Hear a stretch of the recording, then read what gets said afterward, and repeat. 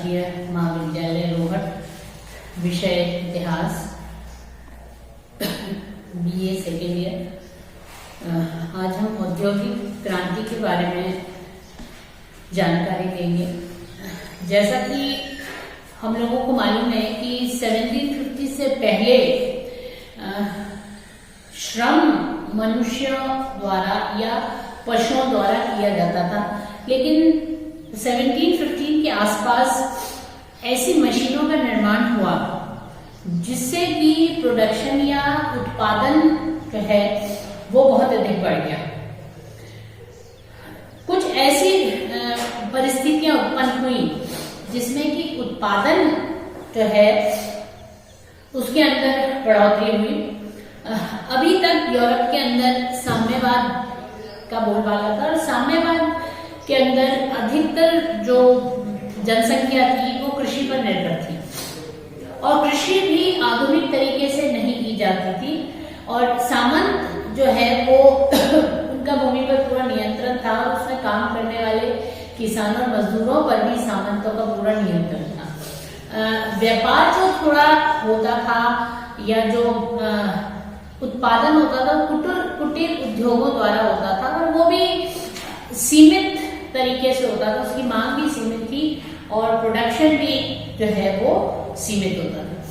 लेकिन 1750 के आसपास रेनेसां के बाद या पुनर्जागरण के बाद औद्योगिक क्रांति का सूत्रपात हुआ।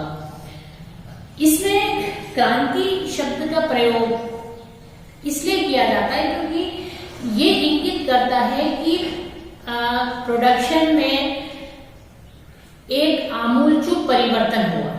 क्रांति का जनरली जब हम शब्द का प्रयोग करते हैं तो जैसे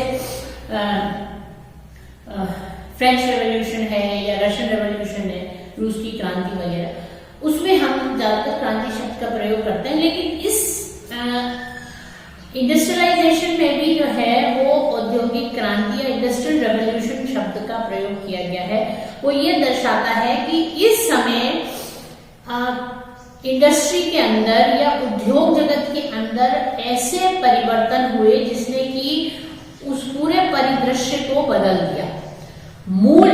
आमूल जो है वो उसके अंदर परिवर्तन हुआ, इसलिए जो है इसको इंडस्ट्रियल रेवोल्यूशन या औद्योगिक क्रांति का नाम दिया। ये लगभग 1750 से हम इसका प्रारंभ मानते हैं और इसमें जो है वो बहुत जल्दी जो है और मूलभूत डेवलपमेंट जो है वो इंडस्ट्रियलाइजेशन या औद्योगिकरण में हुए। अब इस औद्योगिकरण के या क्रांति के मुख्य कारण क्या थे? इसमें अगर हम क्रमबद्ध इसके कारण देखें तो जो सबसे महत्वपूर्ण कारण हमें दिखाई देता है वो किसानों की बदली हुई स्थिति।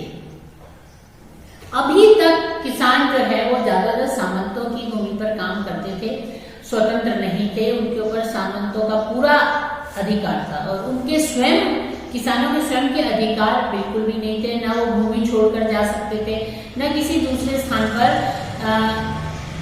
अपना मूल स्थान छोड़कर जा सकते थे। अब ऐसी स्थिति में जो है वो किसी तरह के विकास की कल्पना नहीं की जा सकती। लेकिन 17वीं सेंचुरी के प्रारंभ में जो है वो इसके अंदर परिवर्तन हुआ। यातायात साधन जो है वो विकसित हुए और बहुत सारे किसान ऐसे हुए। एक तो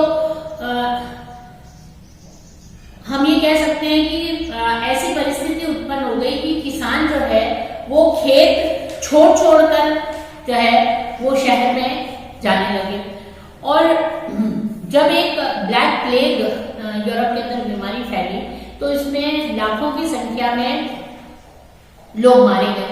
तो अचानक से जो है वो जनसंख्या की कमी यूरोप के अंदर हो गई। तो ऐसे में जो है वो किसान नगरों की तरफ गए, वहां पर रोजगार की तलाश में जो है वो बड़ी संख्या में किसान जो है वो छोड़कर शहरों में गए। तो इससे जो है वो औद्योगिकरण को बढ़ावा मिला। अब किसान अब तक जो है वो अब अपने खेतों से नहीं निकल सकते थे, लेकिन इन बदली हुई परिस्थिति में जो है वो बड़ी संख्या में किसान जो है वो शहर की तरफ आए। दूसरा इसका महत्वपूर्ण कारण हम मान सकते हैं कि कारीगरों को गिल्ड से मुक्ति मिली। अभी तक जो व्यापार का सिस्टम था वो ये था कि गिल्ड्स बने हुए थे, हर एक कार्य का, या जैसे कि सुनार है या लोहार है, इन सब के अलग अलग गिल्ड्स बने हुए होते थे, और जो उस गिल्ड के सदस्य होते थे वो ही उससे संबंधित व्यापार कर सकते थे। अब इसमें समस्या ये थी कि जो उस गिल्ड का सदस्य नहीं है वो व्यापार नहीं कर सकता, और गिल्ड के जो नियम बने हुए थे उनके अनुरूप ही काम हो सकता था, और गिल्ड जो है वो हर चीज का तरीका फिक्स कर देता। अब जब ये औद्योगिक क्रांति हुई तो इस गिल्ड की जो है कारीगरों को इससे मुक्ति मिल गई, क्योंकि एक तो बड़े बड़े उद्योग स्थापित हो गए, तो कारीगर जो है वो बड़ी संख्या में उद्योगों में काम करने लगे। हालांकि इंडस्ट्रियलाइजेशन या उद्योगों से बढ़ने से जो है वो जो ह्यूमन लेबर था या मनुष्य की जो मेहनत थी वो कम हो गई। मशीनें जो है वो बड़ी बड़ी मशीनें बन गई और बड़े बड़े जो है वो प्रोडक्शन बहुत ज्यादा हो गया, लेकिन इससे हुआ कि गिल्ड की जो पकड़ थी कारीगरों पे वो लगभग खत्म हो गई, और इससे जो है वो कारीगर जो है वो मुक्त हो गए और वो शहर जाकर जो है वो उन्होंने काम करना शुरू किया। फिर तीसरा महत्वपूर्ण कारण हम देख सकते हैं औद्योगिक क्रांति का, वो था पुनरुत्थान और भौगोलिक खोजें। पुनरुत्थान से क्या हुआ कि जो अभी तक यूरोप के अंदर वैज्ञानिक दृष्टिकोण की कमी थी, इस पुनरुत्थान से उसमें कमी आई। अब इसमें शिक्षा जो है उसका विस्तार हुआ। फिर भौगोलिक खोजें हुई। भौगोलिक खोजों से लोगों को जो है वो दुनिया के बारे में पता चला, दूर दूर स्थानों का। फिर इससे जल थल मार्ग जो है वो भी विकसित हुए, तो व्यक्ति जो है वो एक स्थान से दूसरे स्थान पर जा सकता था। तो अब भौगोलिक खोजें कि कहाँ और अब चूंकि औद्योगिकरण में जो है वो बाजारों की आवश्यकता पड़ती है, अब माल जो बना हुआ है उसको कहीं पर तो कहीं किसी बाजार में तो डालना पड़ेगा, तो इसलिए जो है ये भौगोलिक खोजें हुई जल मार्ग द्वारा, थल मार्ग द्वारा। और चूंकि उसके साथ रेनेसां या पुनर्जागरण के कारण जो वैज्ञानिक दृष्टिकोण विकसित हुआ वो जो है उसने इसको मदद की, क्योंकि व्यापार वाणिज्य शुरू हुआ। अब इससे जो है वो मशीनें तो बहुत सारी थी, पर मशीनें होने से औद्योगिकरण का मतलब मात्र मशीनों से नहीं। मशीनें तो हैं, आपके पास इंडस्ट्रीज भी हैं, लेकिन उस इंडस्ट्रीज को फीड करने के लिए कच्चे माल की आवश्यकता पड़ती है। अब आपने कच्चा माल कहीं से प्रोक्योर कर लिया, तो उस कच्चे माल को उस मशीन में यूज कर फिनिश प्रोडक्ट या तैयार माल है, तो अब उस तैयार माल को भी मार्केट चाहिए। जैसे कि हम समझने के लिए अगर माने कि कपड़े का उत्पादन हम देखें, तो फैक्ट्रीज में जो है वो कपड़ा बन रहा है, हजारों की मीटर की संख्या में कपड़ा बन रहा है, लेकिन कपड़ा बनाने के लिए कपास की आवश्यकता है, तो ये कच्चा माल है, कपास की जरूरत है। अब कपास भी मिल गया, उसको इन फैक्ट्रीज में कपड़ा भी बना दिया, लेकिन अब कपड़ा बनने से ही बात नहीं बनी। कपड़ा बनने के बाद बाजार की आवश्यकता है, मार्केट चाहिए उस कपड़े को बेचने के लिए। तो ये जो इसमें जो है ये भौगोलिक खोजों की मदद हुई। बड़े बड़े बाजार दूसरे स्थानों पर जो है वो फिनिश प्रोडक्ट्स को भेजना है, तो ये चीजों ने भी जो है वो इंडस्ट्रियल रेवोल्यूशन या औद्योगिक क्रांति को प्रोत्साहन दिया। फिर एक और कारण इसमें जनसंख्या वृद्धि। यूरोप के अंदर अचानक से 17वीं सेंचुरी के बाद जो है वो जनसंख्या में वृद्धि हुई। अब इससे ये हुई कि अब जनसंख्या की वृद्धि हुई तो रोजगार की भी समस्या हुई, रोटी की भी समस्या हुई, तो लोग जो है हर कृषि जो है भूमि एक सीमित संख्या में किसानों को सपोर्ट कर सकती है, अनलिमिटेड नहीं है वो। तो बाकी जो लोग थे वो शहरों की तरफ गए, उन्होंने औद्योगिकरण की तरफ गए, फैक्ट्रीज में काम करने के लिए गए। तो अब ये दोनों तरफ से जो है वो इसके अंदर फैक्टर्स महत्वपूर्ण हो गए। एक तो जनसंख्या की वृद्धि हुई तो उसको रोजगार चाहिए, दूसरा उस जनसंख्या की को खिलाने के लिए उसकी जरूरतों को पूरा भी तो करना है, तो उसके लिए वस्तुओं की मांग बढ़ गई। तो ये जनसंख्या की वृद्धि ने भी इस इंडस्ट्रियल रेवोल्यूशन को फीड किया, उसको पोषक के रूप में जो है वो काम किया। फिर इसके साथ जुड़ी हुई दूसरी बात आर्थिक समृद्धि। अब जैसे जैसे हम जिसको स्पाइरल इफेक्ट कहते हैं, वो इफेक्ट जो है वो हमें इतिहास में अक्सर देखने को मिलता है कि अब इंडस्ट्रियलाइजेशन हुआ, जनसंख्या की वृद्धि हुई, औद्योगिकरण हुआ। अब औद्योगिकरण हुआ तो धीरे धीरे जो है वो समृद्धि, आर्थिक समृद्धि बढ़ती गई, व्यापार हुआ, सुविधाएं बढ़ी। अब व्यापार हुआ तो बहुत सारे जो व्यापारी थे, मिडिल क्लास लोग थे, उनके पास पैसा है।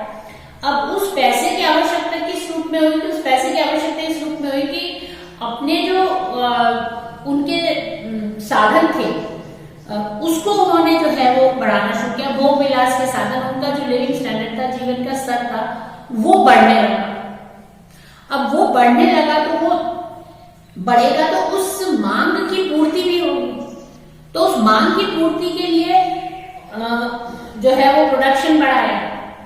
तो यहाँ आर्थिक समृद्धि होने के कारण, व्यापार होने के कारण आर्थिक समृद्धि बढ़ी।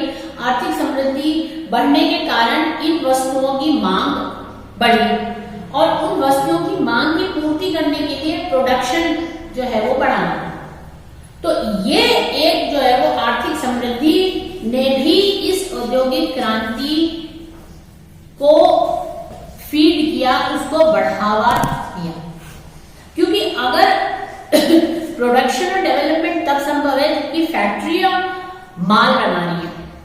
अब उस माल की खपत होना भी आवश्यक है। अगर उस माल की खपत नहीं होगी तो फैक्ट्री बंद हो जाएगी। तो ये माल की खपत जो है तब होगी जबकि बाजारों में हम डालेंगे, बाजारों में बिकेगी, बाजारों में इसकी मांग होगी। तो जब मांग होगी, लोगों के पास पैसा होगा, तभी वो वस्तुओं का उपभोग करेंगे और वस्तुओं का उपभोग करने से जो है वो वस्तुओं की मांग बढ़ेगी, मांग बढ़ने से प्रोडक्शन बढ़ेगा। तो आर्थिक समृद्धि जो है वो एक मूल कारण है जिससे कि औद्योगिक क्रांति को बढ़ावा मिला। फिर एक इससे जुड़ता हुआ दूसरा और इस क्रांति का कारण हम कह सकते हैं कि व्यापारिक वर्ग में बढ़ोतरी। अब रेनेसां के बाद या पुनरुत्थान के बाद जो है वो व्यापार वाणिज्य का विकास हुआ, क्योंकि रेनेसां के बाद जो प्राचीन अंधविश्वास था वो समाप्त हुआ। धीरे धीरे लोग जो है वो शिक्षित होते गए और उन्होंने अंधविश्वास को छोड़कर जो है वो विज्ञान और तर्क का सहारा लिया। तो इससे लोगों ने बाहर जाना शुरू किया, खोजें हुई तो लोगों का व्यापार बढ़ा। जब इंग्लैंड ने जो है वो जल मार्ग ढूंढना शुरू किया एशिया और अफ्रीका से, अब उनके पीछे मूल उद्देश्य उनका व्यापार ही था, लेकिन खोजें, इवन अमेरिका की खोज जो है वो इसी कारण से हुई। तो धीरे धीरे कर अब जब ये बढ़ने लगा तो व्यापारी वर्ग जो है वो विकसित हुआ। अभी तक छोटे छोटे कुटीर उद्योग चल रहे थे जो कि स्थानीय जरूरतों के हिसाब से प्रोडक्शन करते थे, लेकिन जब व्यापारिक वर्ग इतना विकसित हुआ तो उन्होंने जो है वो व्यापारिक वर्ग ने धन कमाना शुरू किया। और व्यापार में क्या होता है? व्यापार वस्तुओं का होता है और वस्तुएं जो है वो कहां से आएंगी? या तो कच्चा माल में व्यापार करेंगे या फिनिश प्रोडक्ट्स में, निर्मित माल में या तैयार माल में बिजनेस करेंगे। तो इस तरीके से ये जैसे जैसे व्यापारिक वर्ग बढ़ता गया वैसे वैसे क्रांति को बढ़ावा मिलता गया, क्योंकि चीजें नए नए बाजार मिलते गए, उन बाजारों तक माल पहुंचाने के लिए जो है वो मार्ग भी, जल मार्ग थे, थल मार्ग थे।